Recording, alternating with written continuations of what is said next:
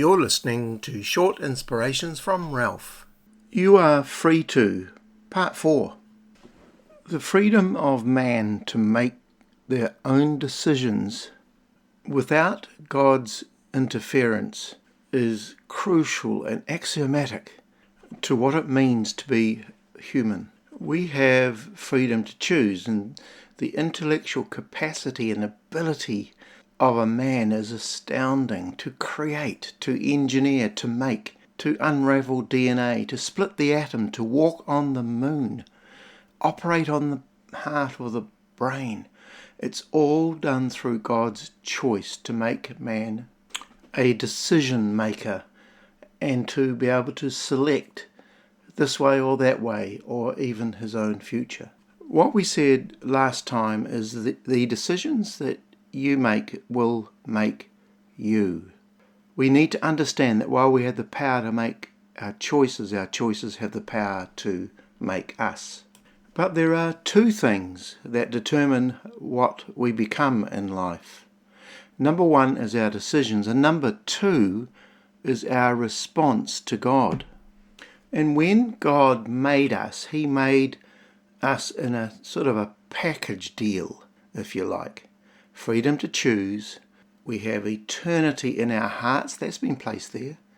We have this inbuilt conscience, the ability to sense good from evil, right from wrong. And this, of course, can get seared or flattened. And we have responders in there. And one of the main roles of the Holy Spirit is to bring promptings to our system, to bring challenge, to bring even conviction to our hearts, to whisper into our inner world, is this the right way that you should be going, or is this the right action you should be taking? It's wonderful. The Newsboys sang this song called Spirit Thing. They sang it's like an early warning sign, or it keeps my heart in line. It's just a spirit thing. It's like a holy nudge, like a circuit judge in the brain. And so what we're saying here is that you are also free to respond to the Holy Spirit. Now, as quite a few of you may have picked up, I really love the church. And there's many reasons for that. We gather together. It's great. We worship together. We sing together. We listen together to the sermon.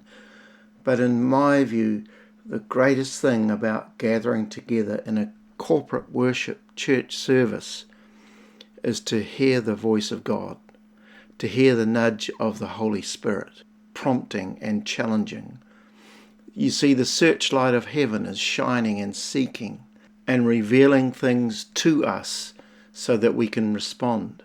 The writer of Hebrews 11:6 states that God actually rewards those who diligently seek Him. That means to respond to Him, to investigate Him. And in many of the churches that I've been involved with, there are at times what we call an altar call. It's a call to people to come forward or to stand up or to raise their hand for prayer. And we do that deliberately because we know the Holy Spirit is nudging people's inner world. Someone once said, the greatest freedom we have is the freedom to come to God anytime. I'll say that again. The greatest freedom we have is the freedom to come to God anytime. And in Galatians 5:16 it says, as you yield freely and fully to the dynamic life and power of the Holy Spirit, you will abandon the cravings of your self-life.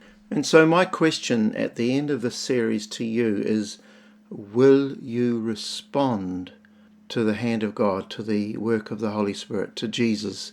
You see, it really is up to you. You really have the freedom to choose. You are free to. And in Psalm 34:8 it says, oh, taste and see that the Lord is good. God bless you.